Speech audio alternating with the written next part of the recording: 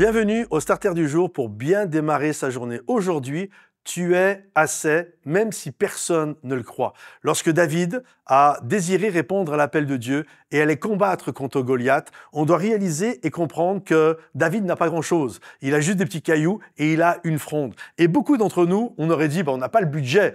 Moi, je veux bien aller combattre contre Goliath et les Philistins, mais donnez-moi du budget. Il faut que j'achète des tanks, il faut que je monte une armée, il faut que je fasse ceci, il faut que je m'équipe, etc. Et on est toujours là avec toutes sortes d'excuses parce qu'on n'a pas le budget nécessaire, on peut pas faire ceci, on peut pas faire cela, etc.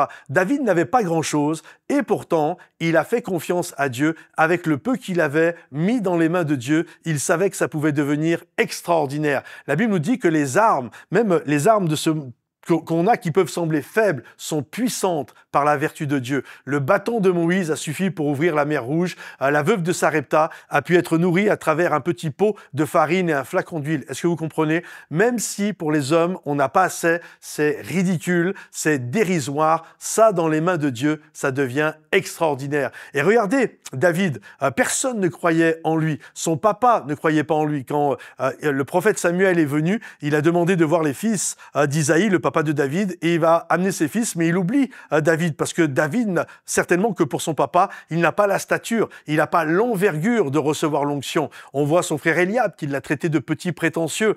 Son leader, Saül, lorsque David va se présenter devant lui, il va lui dire « mais t'es qu'un enfant », alors que Goliath, c'est un homme de guerre depuis sa naissance. Il ne croit pas en lui. Même Goliath, son propre défi, ne croit pas en lui. Goliath va dire « mais suis-je un chien qu'on m'envoie un gars comme toi ?» Vous comprenez, personne ne croit en lui. Même l'homme de Dieu, le pasteur, ne croyait pas en lui. La Bible nous dit que Samuel, lorsqu'il a vu Eliab, il a cru que c'était Eliab, parce que lui, même si c'était un prophète, il regardait à ce qui frappait les yeux. Et Dieu a dû le reprendre en disant, non, les hommes regardent à ce qui frappe les yeux, mais moi, je regarde au cœur. Comprenez-vous, David était le choix de personne, et il n'avait pas de budget, et il avait juste des petits cailloux et une fronde. Mais David savait que Dieu croyait en lui et que le peu qu'il avait dans les mains de Dieu, ça allait faire toute une différence. Alors aujourd'hui, même si personne ne croit en toi, même si tu n'as pas grand-chose, tu as assez. Tu as assez pour remporter la victoire. Que le Seigneur te bénisse, que le Seigneur t'encourage. Si ce message t'a béni, pense à le liker, le partager, le commenter.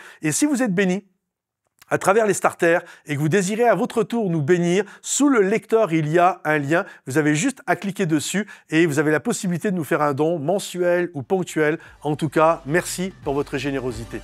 À bientôt les amis. Bye bye.